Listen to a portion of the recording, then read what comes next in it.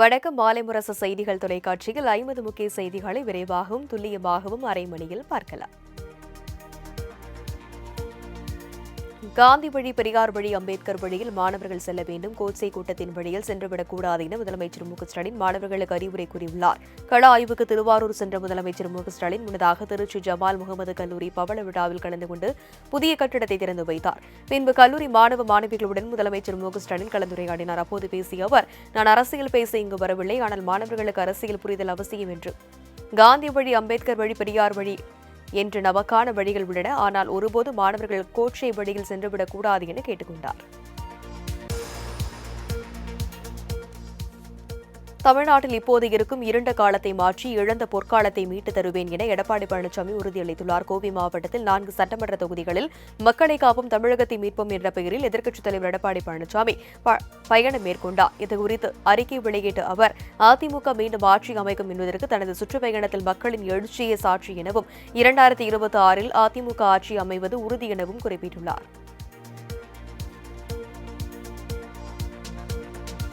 சென்னை அண்ணா சாலை, கிண்டி பகுதிகளில் மறியல் போராட்டத்தில் ஈடுபட்ட தொழிற்சங்கத்தினரை போலீசார் குண்டுகட்டாக கைது செய்தனர். 17 அம்ச கோரிக்கைகளை வலியுறுத்தி நாடு தழுவிய அளவிலான வேலைநிறுத்தத்தில் மத்திய தொழிற்சங்கங்கள் ஈடுபட்டு வருகின்றன.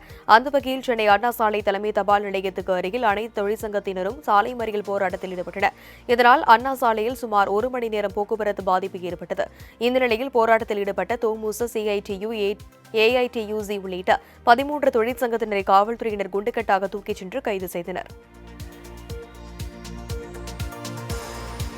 ராமநாதபுரத்தில் மத்திய அரசை கண்டித்து சிஐடியு, ஏஐடியுசி தொழிற்சங்கங்கள் நடத்திய போராட்டத்தில் போலீசாருக்கும் போராட்டக்காரர்களுக்கும் இடையே தள்ளுமுள்ளி ஏற்பட்டதால் பரபரப்பானது. மத்திய அரசின் மக்கள் விரோத போக்கை கண்டித்து அகில இந்திய அளவில் பல்வேறு தொழிற்சங்கங்கள் சார்பில் பொது வேலை நிறுத்தம் அறிவிக்கப்பட்டது. அதன்படி ராமநாதபுரத்தில் அரண்மனை முன்பிருந்து தபால் அலுவலகத்திற்கு சிஐடியு சங்கத்தினர் ஊர்வலமாக சென்று மறியல் போராட்டத்தில் ஈடுபட்டனர். போராட்டக்காரர்களை போலீசார் தடுத்து நிறுத்திய நிலையில் இருதரப்புக்கும் இடையே கடும் வாக்குவாதம் ஏற்பட்டது. இதனால் போராட்டக்காரர்களை போலீசார் கைது செய்தனர்.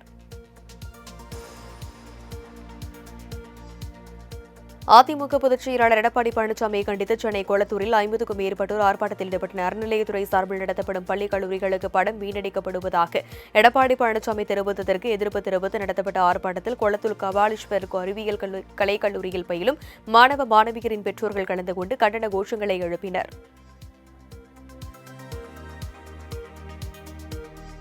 மடப்புரம் கோயில் காவலாளி அஜித்குமார் கொலையை கண்டித்து தடையை மீறிய ஆர்ப்பாட்டம் நடத்துவோம் என கூறிய சீமானுக்கு உயர்நீதிமன்ற மதுரை கிளை கண்டனம் தெரிவித்துள்ளது. நீதிமன்றம் அனுமதி தரவில்லை என்றால் தடையை மீறி போராட்டம் நடத்தப்படும் என நாம் தமிழர் கட்சி சார்பில் கூறப்பட்டது. இதற்கு உயர்நீதிமன்ற மதுரை கிளை கடும் கண்டனம் விடுத்துள்ளது. வழக்கை விசாரித்த நீதிபதி புகழேந்தி, போராட்டத்திற்கு அனுமதி கொடுக்கவில்லை என்றால் தடையை மீறி போராட்டம் நடத்துவோம் என்பதை நீதிமன்றம் ஒருபோதும் ஏற்றுக்கொள்ளாது என்றார். சட்டத்திற்கு முன்பு அனைவரும் சமம் என கூறிய நீதிபதி, ஒரு அரசியல் கட்சிக்கு போராட்டம் நடத்துவதற்கும் மக்களுக்காக குரல் கொடுப்பதற்கும் எவ்வளவு உரிமை உள்ளதோ அதேபோல பொதுமக்களுக்கு இடையூறு ஏற்படாத வகையில் பொறுப்புடன் நடந்து கொள்ள வேண்டும் என நீதிபதி அறிவுறுத்தினார். கள்ளச்சாராயம் குடித்து இறந்தவனுக்கு 10 லட்சம் கொடுக்கும் அரசு, காவலர்களால் அடித்து கொலை செய்யப்பட்ட அஜித்குமாருக்கு நிதி இல்லை என கூறுவது நியாயமா என சீமான் வினவியுள்ளார். சிவகங்கை மடப்புரத்தில் அஜித்குமாரின் குடும்பத்தினரை சந்தித்து ஆறுதல் தெரிவித்த சீமான் 5 லட்சம் ரூபாய் நிதி உதவி வழங்கினார்.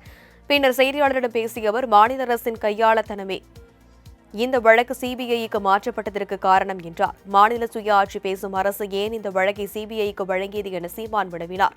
மேலும் அனைத்து காவல் நிலையங்களிலும் நிகிதா குறித்து புகார் வந்த நிலையில் ஏன் இன்னும் அவரை கைது செய்யவில்லை சீமான் வினவினார். தமிழகத்தை ஆண்ட 2 கட்சிகளுமே கேடுகெட்ட ஆட்சிதான் செய்தது எனவும் சீமான் சாடினார். மதுரை மாநகராட்சியில் தனியார் கட்டடங்களுக்கான சொத்து வரி நிர்ணயத்தில் 150 கோடி ரூபாய் முறைகேடு நடந்ததாக எழுந்த புகாரில் 5 மண்டல தலைவர்களின் ராஜினாமா கடிதம் ஏற்கப்பட்டது. இந்த முறைகேடு தொடர்பாக மத்திய குற்றப்பிரிவு போலீசார் விசாரணை மேற்கொண்டு வரும் நிலையில் 5 மண்டல தலைவர்கள் மற்றும் 2 நிலைக்குழு தலைவர்களிடம் நேரில் விசாரணை நடத்தப்பட்டது. விசாரணைக்கு பின்னர் மண்டல தலைவர்கள் வாசுகி, சரவண புவனேஸ்வரன், பாண்டிச்செல்வி உள்ளிட்ட 5 பேர் தங்களின் ராஜினாமா கடிதங்களை அமைச்சர் KN நேருவிடம் வழங்கினர். அதேபோல் நகரமைப்பு நிலைக்குழு தலைவர் மூவேந்திரன், வரி விதிப்பு நிலைக்குழு தலைவர் விஜயலட்சுமி ஆகியோரும் ராஜினாமா செய்தனர்.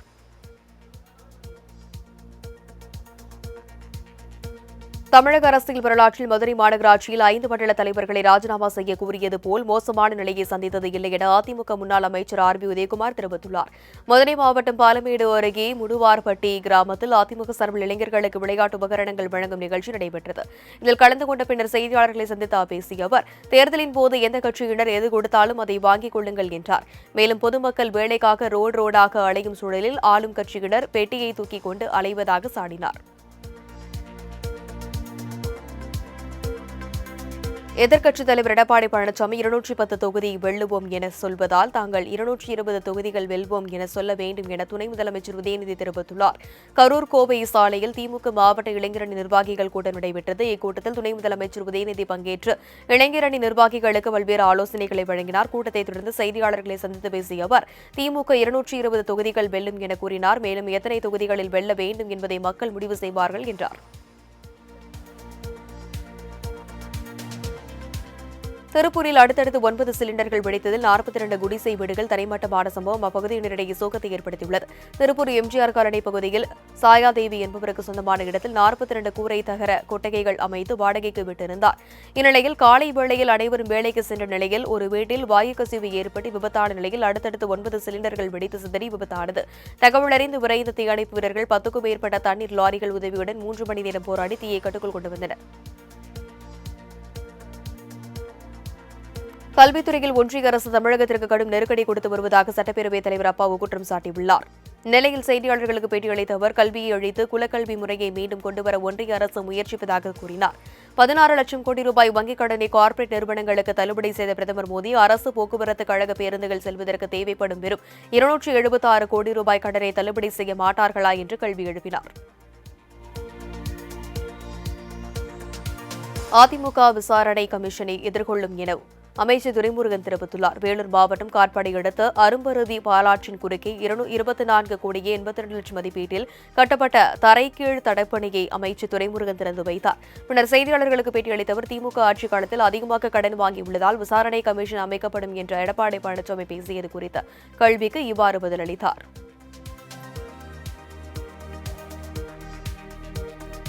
சென்னையில் கல்லுக்குள் ஈரம் படத்தின் நடிகையான அருணா வீட்டில் அமலாக்கத்துறையினர் சோதனை நடத்தினர். நடிகை அருணாவின் கணவன் அமெரிக்காவில் இருந்து உடற்பயிற்சி உபகரணங்களை இறக்குமதி செய்யும் போது பணைய நிபந்தனையில் சட்ட விதிகளை மீறியதாக மோகன் குப்தா மீது எழுந்த புகாரின் பேரில் அவரது வீட்டில் அமலாக்கத்துறையினர் சோதனை நடத்தினர். 4 பேர் கொண்ட அமலாக்கத்துறையினர் சுமார் 8 மணி நேரமாக சோதனை நடத்திய நிலையில் பல்வேறு முக்கிய ஆவணங்கள் சிக்கியதாக தகவல் வெளியாகியுள்ளது. திருச்சியில் தனியார் கல்லூரி விடுதியில் 2ஆம் ஆண்டு மாணவன் தற்கொலை செய்து கொண்டதாக கூறப்படும் நிலையில் மரணத்தில் மர்மம் இருப்பதாக கூறி உறவினர்கள் சாலை மறியலில் ஈடுபட்டனர். திருச்சியில் உள்ள பிஷப் கீப்பர் கல்லூரியில் அபிஷேக் என்ற மாணவன் வரலாறு 2ஆம் ஆண்டு படித்து வந்தார். இந்நிலையில் கடந்த 7ஆம் தேதி அபிஷேக்கின் அலைபேசியில் இருந்து பேசிய விடுதி காப்பாளர் தங்களது மகன் தவறு செய்துவிட்டார், உடனடியாக கல்லூரிக்கு வாருங்கள் என தெரிவித்துள்ளார். இதையடுத்து பெற்றோர் கல்லூரிக்கு விரைந்த நிலையில் தூக்கில் தொங்கிய நிலையில் மாணவன் இறந்து கிடந்துள்ளார். இந்நிலையில் மாணவன் மரணத்தில் சந்தேகம் இருப்பதாக கூறி உறவினர்கள் மற்றும் சக மாணவர்கள் மறியல் போராட்டம் நடத்தினர். காதல் விவகாரத்தில் சமரசம் பேச சென்ற இளைஞரை 3 பேர் கொண்ட கும்பல் வெட்டி சாய்த்தது. விருதுநகர் மாவட்டம் சாத்தூர் அருகே ஒத்தையால் தெற்கு தெருவைச் சேர்ந்த சிங்கேஸ்வரன் என்பவர் சூரங்குடியைச் சேர்ந்த பெண்ணை காதலித்து வந்ததாகவும் இந்த காதலுக்கு பெண்ணின் தாய்மாமன் விஜய் பாண்டி எதிர்ப்பு தெரிவித்ததாகவும் கூறப்படுகிறது. தொடர்பாக விஜய் பாண்டி சிங்கேஸ்வரனை பேச்சுவார்த்தைக்கு அழைத்துள்ளார். இதனை நம்பி நண்பன் சங்கரேஸ்வரனுடன் சிங்கேஸ்வரன் சென்றுள்ளார். அப்போது ஏற்பட்ட தகராறில் இருவரையும் விஜய் பாண்டி ஆதரவாளர்கள் அறிவாளால் வெட்டியுள்ளனர். இதில் சங்கேஸ்வரன் உயிரிழந்த நிலையில் சாத்தூர் போலீசார் வழக்கு பதிவு செய்து விஜயபாண்டி, ராஜபாண்டி, அபி ஆகியோரை கைது செய்தனர். இந்நிலையில் சங்கேஸ்வரன் ஓட வெட்டி கொலை செய்யப்பட்ட சிசிடிவி காட்சி வைரலாகி வருகிறது. நங்கநல்லூரில் புதிதாக கட்டப்பட உள்ள ஹஜ் இல்லத்தின் பணிகள் விரைவில் தொடங்கும் என அமைச்சர் நாசர் தெரிவித்துள்ளார். சென்னை விமான நிலையத்தில் ஹஜ் புனித பயணத்தை நிறைவு செய்து திரும்பிய பயணிகளை அமைச்சர் நாசர் சால்வை அணிவித்து வரவேற்றார். பின்னர் செய்தியாளர்களை சந்தித்த அவர், தமிழ்நாட்டைச் சேர்ந்த 5757 பயணிகள் 14 சவுதி அரேபியன் விமானங்களின் மூலம் ஹஜ் புனித பயணத்தை மேற்கொண்டதாகவும் அவர்களுக்கு சிறப்பான முறையில் தமிழ்நாடு அரசு ஏற்பாடுகளை செய்து கொடுத்ததாகவும் தெரிவித்தார். கடலூர் மாவட்டம் செம்மங்குப்பம் அருகே பள்ளி வேன் மீது ரயில் மோதி விபத்தில் உயிரிழந்த நிமலேஷ் என்ற மாணவரின் உடல் பெற்றோர்களிடம் ஒப்படைக்கப்பட்டது. அவரது உடலை பார்த்து உறவினர்கள் கதறி எழுந்த காட்சி காண்போரை கலங்க வைத்தது. ரயில் விபத்தில் காயமடைந்த நிமலேஷின் தம்பி புஷ்பேஷ் டிஸ்சார்ஜ் செய்யப்பட்டதை அடுத்து உடலை பெற்றுக் கொண்ட பெற்றோர் சொந்த ஊருக்கு எடுத்து சென்ற நிலையில் கிராம மக்கள் திரண்டு கண்ணீர் அஞ்சலி செலுத்தினர்.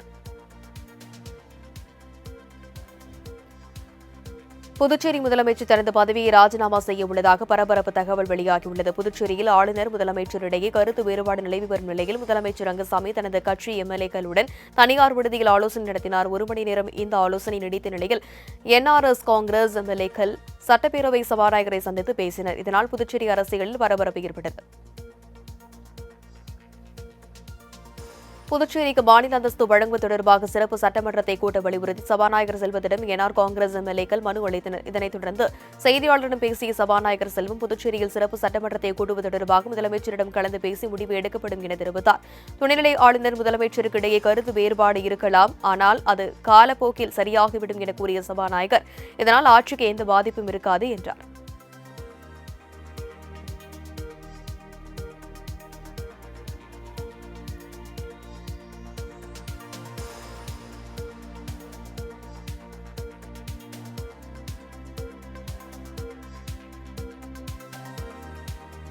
பொள்ளாச்சி வழியாக கேரள மாநிலத்திற்கு பேருந்துகள் இயக்கப்படாததால் பொதுமக்கள் தொழிலாளர்கள் பாதிக்கப்பட்டனர். 17 அம்ச கோரிக்கைகளை வலியுறுத்தி நாடு முழுவதும் அனைத்து தொழிற்சங்கங்கள் வெளிநடப்பு போராட்டத்தில் ஈடுபட்டன. பந்த் காரணமாக பொள்ளாச்சி வழியாக திருச்சூர், பாலக்காடு பகுதிகளுக்கு செல்லும் அரசு தனியார் பேருந்துகள் இயக்கப்படவில்லை.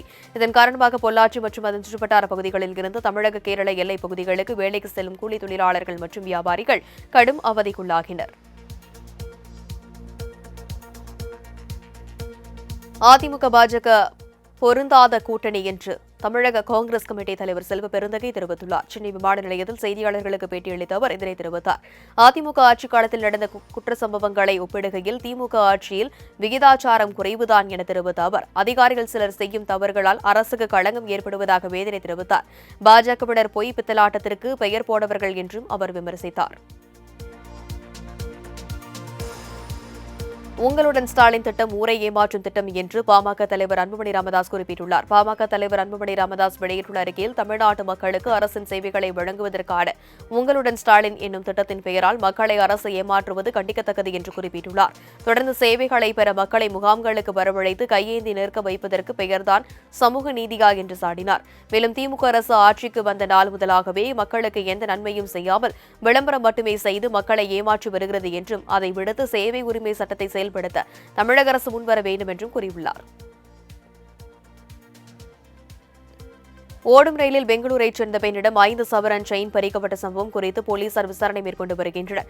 பெங்களூரில் இருந்து கண் மருத்துவ சிகிச்சைக்காக பரிமளா என்பவர் பிருந்தாவன் எக்ஸ்பிரஸ் ரயிலில் சென்னை நோக்கி வந்து கொண்டிருந்தார். அப்போது சென்ட்ரல் அருகே உள்ள பேசின் பிரிட்ஜ் சானிக்குளம் இடையே ரயில் மெதுவாக சென்றபோது மர்ம நபர் ஒருவர் பரிமளாவின் கழுத்தில் அணிந்திருந்த 5 சவரன் தங்கச் செயினை பறித்துக் கொண்டு தப்பி ஓடியுள்ளார். இதுகுறித்து பரிமளா கொடுத்த புகாரின் அடிப்படையில் சென்ட்ரல் ரயில்வே போலீசார் வழக்கு பதிவு செய்து விசாரணை மேற்கொண்டு வருகின்றனர்.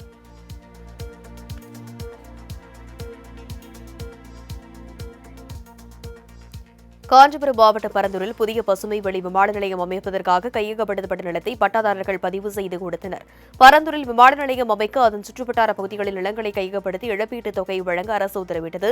அதன்படி பரந்தூர், பொடவூர், வளத்தூர் உள்ளிட்ட 5 கிராமங்களைச் சேர்ந்த 19 பட்டாதாரர்கள் மாவட்ட ஆட்சியரின் தலைமையில் நடத்தப்பட்ட பேச்சுவார்த்தையில் கலந்து கொண்டு 17 ஏக்கர் பரப்பளவு நிலத்தை தமிழ்நாடு தொழில் வளர்ச்சி நிறுவனத்திற்கு பதிவு செய்து கொடுத்தனர். மேலும் பதிவு செய்த அன்றே இழப்பீட்டுத் தொகையை பட்டாதாரர்களின் கணக்கில் செலுத்த நடவடிக்கை மேற்கொள்ளப்பட்டது. நமீபியா சென்றுள்ள பிரதமர் மோடிக்கு அந்நாட்டின் உயரிய விருது வழங்கி கௌரவிக்கப்பட்டது. ஆப்பிரிக்க நாடான நமீபியாவுக்கு சென்ற பிரதமர் மோடிக்கு அந்நாட்டு பாரம்பரிய முறைப்படி வரவேற்பு அளிக்கப்பட்டது. பின்னர் பிரதமர் மோடிக்கு அந்நாட்டின் உயரிய விருதான பெல்விட்சியா மிராபிளிஸ் என்ற விருதை நமீபியா அதிபர் நெட்டம்போ நந்தி என்டர்டைன் வழங்கினார்.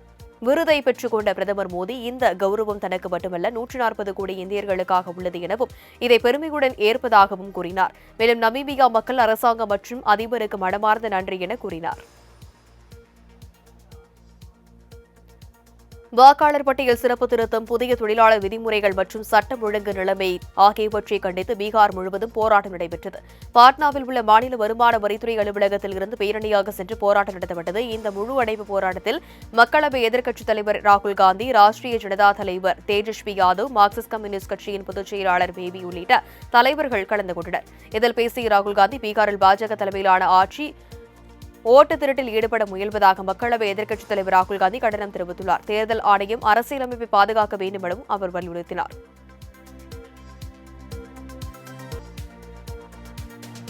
குஜராத் மாநிலம் வதோதராவில் பாலம் இடிந்து விழுந்த விபத்தில் உயிரிழந்தோர் எண்ணிக்கை 10 உயர்ந்துள்ளது. வதோதரா ஆனந்த் நகரங்களை இணைக்கும் மஹிசாகர் ஆற்றின் மீதுள்ள காம்ரார் பாலம் 43 ஆண்டுகளுக்கு முன் கட்டப்பட்டது.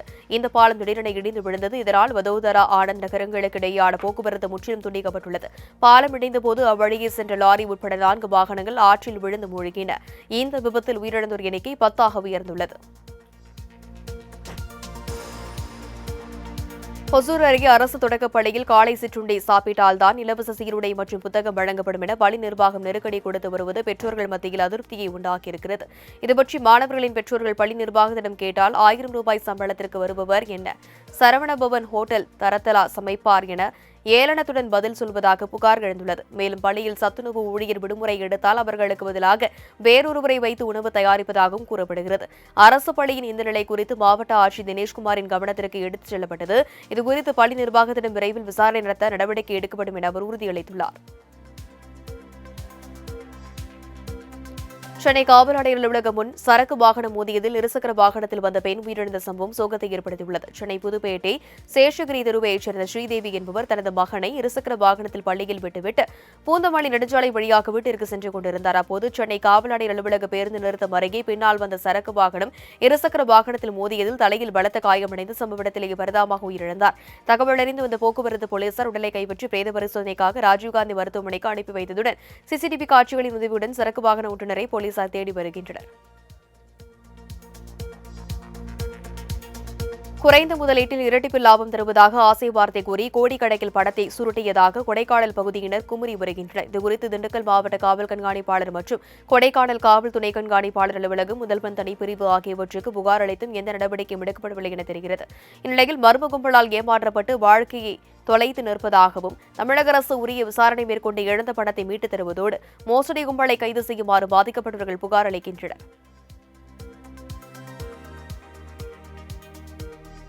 வெள்ளை வேட்டையை கழட்டிவிட்டு காவி பேண்டை போட வேண்டிய நிலைக்கு எடப்பாடி பழனிசாமி மாறிக்கொண்டிருப்பதாக போக்குவரத்து துறை அமைச்சர் சிவசங்கர் விமர்சித்துள்ளார். அரியலூர் மாவட்டம் ஏலாக்குறிச்சியில் புனித அடைக்கல மாதா அன்னை ஆலயத்தில் புதிய கட்டிடம் கட்டுவதற்கான அடிக்கல் நாட்டு விழாவில் அமைச்சர் சிவசங்கர் கலந்து கொண்டார். தொடர்ந்து செய்தியாளர்களை சந்தித்து பேசிய அவர், கோயில் படத்தில் இருந்து பள்ளி கல்லூரி கட்டுவதில் சதி செயல் இருப்பதாக எடப்பாடி பழனிசாமி கூறியதற்கு கண்டனம் தெரிவித்தார். மேலும் கோயிலுக்கு வருகின்ற நிதியை மக்கள் பயன்பாட்டுக்கு கொடுக்கவே பக்தர்கள் விரும்புகிறார்கள் என்றும் டெல்லி எஜமானர்களின் வார்த்தைக்கு ஏற்ப எடப்பாடி பழனிசாமி ஆடுவதாகவும் சாடினார். விருதுநகர் மாவட்டம் சிவகாசி அருகே மூடப்பட்ட பட்டாசு ஆலைகளை மீண்டும் திறக்க வலியுறுத்தி பொதுமக்கள் காத்திருப்பு போராட்டத்தில் ஈடுபட்டனர். பட்டாசு தொழிற்சாலைகளில் நடந்து வரும் வெடி விபத்துகளை தடுக்கும் விதமாக மேற்கொள்ளப்பட்ட ஆய்வில் கடந்த 10 மாதங்களில் மட்டும் விதிமுறைகளை மீறியதாக 80க்கும் மேற்பட்ட பட்டாசு தொழிற்சாலைகளின் உரிமங்கள் தற்காலிகமாக ரத்து செய்யப்பட்டு இதனால் வரை திறக்கப்படாமல் உள்ளன. இதனால் தங்களின் வாழ்வாதாரம் கடுமையாக பாதிக்கப்பட்டுள்ளதாக வேதனை தெரிவிக்கும் தொழிலாளர்கள் ஆலையை திறக்க வலியுறுத்தி செங்கமலப்பட்டியில் உள்ள பட்டாசு ஆலை முன் காத்திருப்பு போராட்டத்தில் ஈடுபட்டனர். வழக்கு ஒன்றில் உத்தரவு பிறப்பிக்கும் போது சென்னை உயர்நீதிமன்ற நீதிபதி ஆனந்த் வெங்கடேஷ் உணர்ச்சி வசப்பட்ட சம்பவம் நீதிமன்ற அறையில் இருந்தவர்களை கலங்கச் செய்தது. இணையதளங்களில் பரப்பப்பட்ட பெண் வழக்கறிஞரின் வீடியோ காட்சிகளை நீக்க மத்திய அரசுக்கு உத்தரவிடக் கோரி சென்னை உயர்நீதிமன்றம் வழக்கு தாக்கல் செய்திருந்தனர். இதனை விசாரித்த நீதிபதி ஆனந்த் வெங்கடேஷ் 70க்கும் மேற்பட்ட இணையதளங்களில் பகிரப்பட்டுள்ள அந்த காட்சிகளை 48 மணி நேரத்தில் நீக்குமாறு உத்தரவிட்ட நிலையில் வழக்கு விசாரணையை வரும் 14ஆம் தேதிக்கு தள்ளி வைத்தார். மேலும் பெண் வழக்கறிஞரை நேரில் சந்தித்து பேச விரும்புவதாக கூறிய நீதிபதி கண்கலங்கி மிகவும் உணர்ச்சி வசப்பட்டார்.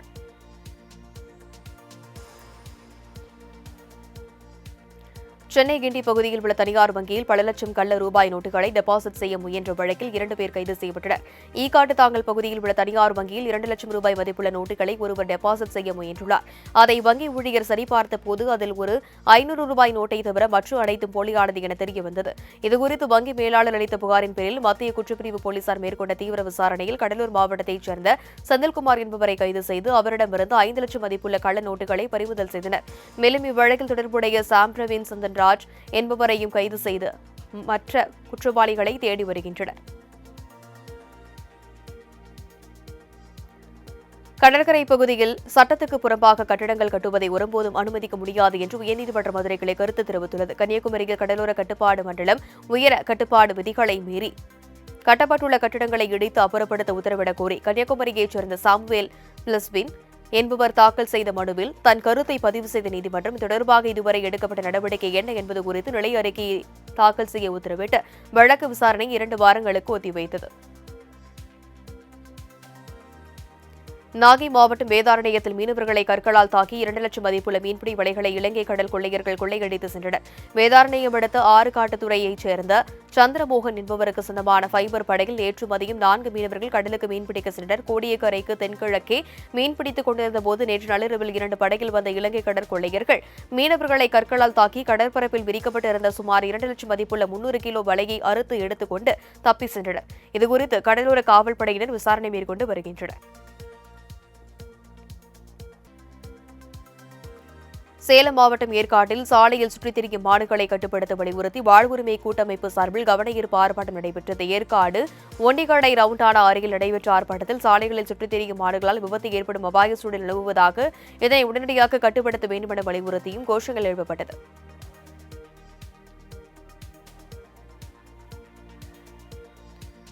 நீலகிரி மாவட்டம் கூடலூர் அருகே தேயிலை தோட்டத்தில் உலா வந்த காட்டு யானை திடீரென வாகன ஓட்டியை துரத்தியதால் பரபரப்பு ஏற்பட்டது. வனப்பகுதியில் இருந்து வெளியேறும் காட்டு யானைகள் தேயிலை தோட்டங்களில் அதிகமாக உலா வருவது வாடிக்கையாக உள்ளது. இந்நிலையில் சேரம்பாடி பகுதியில் உள்ள தேயிலை தோட்டத்தில் விழுந்த காட்டு யானையை இருசக்கர வாகனத்தில் இருந்தவர்கள் வீடியோ பதிவு செய்தனர். அப்போது திடீரென கோபமடைந்த காட்டு யானை அவர்களை வேகமாக தாக்க ஓடி வந்ததை அடுத்து அங்கிருந்து தப்பிச் சென்றனர். இதனால் அச்சமடைந்த அப்பகுதி மக்கள் காட்டு யானையை வனப்பகுதிக்குள் விரட்ட கோரிக்கை விடுத்துள்ளனர். திருப்பூர் மாவட்டம் தாராபுரம் அருகே மன அழுத்தம் காரணமாக பெண் காவலர் விஷம் குடித்து தற்கொலைக்கு முயன்ற சம்பவம் பரபரப்பை ஏற்படுத்தியுள்ளது. அனுமந்தபுரம் பகுதியைச் சேர்ந்தவர் காவலர் லட்சுமி. இவர் மூலனூர் காவல் நிலையத்தில் பணியாற்றி வருகிறார். இவர் அண்மையில் பணியிட மாற்றம் மற்றும் மேலதிகாரிகளின் ஒழுங்கற்ற வார்த்தைகளால் மன உளைச்சல் இருந்ததாக கூறப்படுகிறது. இதனால் அவர் டிஎஸ்பி அலுவலக நுழைவாயிலில் விஷம் அருந்திய நிலையில் சக காவலர்கள் அவரை உடனடியாக மீட்டு மருத்துவமனையில் சிகிச்சைக்காக அனுமதித்துள்ளனர். இச்சம்பவம் குறித்து போலீசார் விசாரணை மேற்கொண்டுள்ளனர். சென்னை கோயம்பேட்டில் திருமணமாகி 4 மாதங்களில் பெண் வழக்கறிஞர் ஒருவர் மர்மமான முறையில் உயிரிழந்த சம்பவம் சோகத்தை ஏற்படுத்தியுள்ளது. சென்னை கோயம்பேட்டில் வசித்து வந்த தட்சிணாமூர்த்தி என்பவரது மகள் கவிதா சென்னை உயர்நீதிமன்றத்தில் வழக்கறிஞராக பணியாற்றி வந்த இவர் கடந்த மார்ச் மாதம் திண்டுக்கல் மாவட்டத்தைச் சேர்ந்த நாகார்ஜுன் என்பவரை திருமணம் செய்து கொண்டார். இந்நிலையில் திருமணம் நடந்த 4 மாதங்களில் கவிதா திடீரென உடல்நலம் பாதிக்கப்பட்டு உயிரிழந்ததாக கணவன் வீட்டார் தரப்பில் தெரிவிக்கப்பட்டு அவரது உடலும் நல்லடக்கம் செய்யப்பட்டது. இந்நிலையில் வரதட்சணை கேட்டு கொடுமைப்படுத்தி தன் மகளை கொலை செய்திருப்பதாக கூறி தந்தை தட்சிணாமூர்த்தி கோயம்பேடு மகளிர் காவல் நிலையத்தில் புகார் அளித்துள்ளார். திருவள்ளூரில் சிறுவன் கடத்தப்பட்ட வழக்கில் கைதான 5 பேரை 2 நாள் காவலில் எடுத்து சிபிசிஐடி போலீசார் விசாரணை நடத்தினர். ஆள்கடத்தல் வழக்கில் கைது செய்யப்பட்டு புழல் சிறையில் அடைக்கப்பட்டிருந்த பெண்ணின் தந்தை உட்பட 5 பேரையும் காவலில் எடுத்து விசாரிக்க கோரி சிபிசிஐடி போலீசார் திருவள்ளூர் நீதிமன்றத்தில் மனு தாக்கல் செய்தனர். இதனை விசாரித்த நீதிபதி சிபிசிஐடி போலீசார் பலத்த பாதுகாப்புடன் 2 நாட்கள் காவலில் எடுத்து விசாரணை நடத்த அனுமதி அளித்துள்ளார். இதனையடுத்து திருவள்ளூர் ரயில்வே மேம்பாலம் அருகே உள்ள சிபிசிஐடி அலுவலகத்தில் பலத்த போலீஸ் பாதுகாப்புடன் 5 பேரிடமும் விசாரணை தொடங்கி நடைபெற்று வருகிறது. திருப்பத்தூரில் அரசு பேருந்தின் படிக்கட்டில் தொங்கியபடி கல்லூரி மாணவர்கள் பயணம் செய்யும் வீடியோ சமூக வலைதளங்களில் வைரலாகி வருகிறது. திருப்பத்தூர் முதல் ஆலங்காயம் செல்லும் பிரதான சாலையில் சென்று கொண்டிருந்த அரசு பேருந்தில் கல்லூரி மாணவர்கள் சிலர் படிக்கட்டில் தொங்கியபடி ஆபத்தை உணராமல் பயணம் செய்தனர். இந்த காட்சி வைரலாகி வரும் நிலையில் சம்பந்தப்பட்ட அதிகாரிகள் உரிய நடவடிக்கை எடுக்க வேண்டும் என பொதுமக்கள் வேண்டுகோள் விடுத்துள்ளனர். திண்டுக்கல் அருகே சென்று கொண்டிருந்த வந்தே பாரத் ரயிலில் உள்ள ஒரு பெட்டியில் இருந்து திடீரென புகை கிளம்பியதால் பதற்றம் அதிகரித்தது. நிலையிலிருந்து திண்டுக்கல் வழியாக சென்னைக்கு இயக்கப்பட்டு வரும் வந்தே பாரத் ரயில் வழக்கம் போல் இன்று காலை திண்டுக்கல்லில் இருந்து திருச்சியை நோக்கி புறப்பட்டது. திண்டுக்கல் வடமதுரை தாமரைப்பாடி அருகே சென்று கொண்டிருந்த ரயிலின் ஒரு பெட்டியில் உள்ள ஏசியில் திடீரென கோளாறு ஏற்பட்டு புகை வெளியேறியதால் பயணிகள் அலறியடித்து ஓட்டம் பிடித்தனர். இதனைத் தொடர்ந்து கோளாறு சரி செய்யப்பட்டு 30 நிமிடம் தாமதமாக ரயில் கிளம்பியது. இந்த வீடியோ காட்சி தற்போது வைரலாகி வருகிறது. குற்றாலத்தில் சீசன் களை கட்டியுள்ளதால் அருவிகளில் குளிக்க சுற்றுலா பயணிகள் கூட்டம் அலை மோதியது. இந்த ஆண்டிற்கான சீசன் கடந்த மாதம் துவங்கிய நிலையில் குற்றாலத்தில் உள்ள அனைத்து அருவிகளில் நீர்வரத்து சீராக இருந்து வருகிறது. காலை முதல் குழு குழு காற்றுடன் இதமான சாரல் மழை பொழிந்து வருவதால் அருவிகளில் குளிப்பதற்காக குற்றாலம் மெயின் அருவி கரையில் சுற்றுலா பயணிகள் கூட்டம் அதிகரித்து காணப்படுகிறது. அருவிக்கு வரக்கூடிய சுற்றுலா பயணிகள் உற்சாகமாக மகிழ்ந்து வரும் நிலையில் அனைத்து அருவி கரைகளிலும் காவல்துறையினர் மற்றும் தீயணைப்புத் துறையினர் பாதுகாப்பு பணியில் ஈடுபட்டுள்ளனர். செங்கல்பட்டு மாவட்டம் வண்டலூரில் நீர்நிலை ஆக்கிரமிப்பில் உள்ள வீடுகளை இடிக்கப் போவதாக தெரிவித்த அதிகாரிகளுடன் அப்பகுதி மக்கள் வாக்குவாதத்தில் ஈடுபட்டதால் பரபரப்பு ஏற்பட்டது. ஊனமாஞ்சேரி பகுதியில் 5 தலைமுறையாக வசித்து வரும் நிலையில் ஏரி புறம்போக்கு என்று கூறும் அதிகாரிகள் இதே இடத்தில் 20 பேருக்கு பட்டா வழங்கியது எப்படி என சரமாரியான கேள்விகளை முன்வைத்து மக்கள் வாக்குவாதத்தில் ஈடுபட்டனர். அப்போது வேறு இடத்தில் வீடு வழங்கப்படும் என அதிகாரிகள் தெரிவித்து சென்றதை அடுத்து அமைச்சர் தாமு அன்பரசனை சந்தித்து மனு அளித்த அப்பகுதி மக்கள் நாங்கள் இதே இடத்தில் வசிக்க வழிவகை செய்ய வேண்டும் என கண்ணீர் மல்க வலியுறுத்தினர். 2027ஆம் ஆண்டுக்கு முன்பாக 1 மில்லியன் மரக்கன்றுகளை நடுவதற்கு என ஒரு இயக்கம் நடத்தி வருவதாக முருகப்பா நிறுவனத்தின் செயல் தலைவர் அருண் முருகப்பா தெரிவித்துள்ளார். 96வது அகில இந்திய MCC முருகப்பா தங்க கோப்பை ஹாக்கி போட்டி ஜூலை 10 முதல் 20ஆம் தேதி வரை நடைபெறுகிறது. இதுகுறித்து சென்னை சேப்பாக்கத்தில் முருகப்பா நிறுவனத்தின் செயல் தலைவர் அருண் முருகப்பா செய்தியாளர்களை சந்தித்தார். அப்போது பேசிய அவர், உலகில் புவி வெப்படைதல் அதிக அளவில் ஏற்பட்டு வருவதை ஏற்றுக்கொள்ள பல்வேறு முயற்சிகளை மேற்கொண்டு வருவதாகவும் ஒவ்வொரு கோல் போடும்போது ஒரு மரக்கன்று நடுவதற்கு திட்டமிடப்பட்டுள்ளதாகவும் தெரிவித்தார்.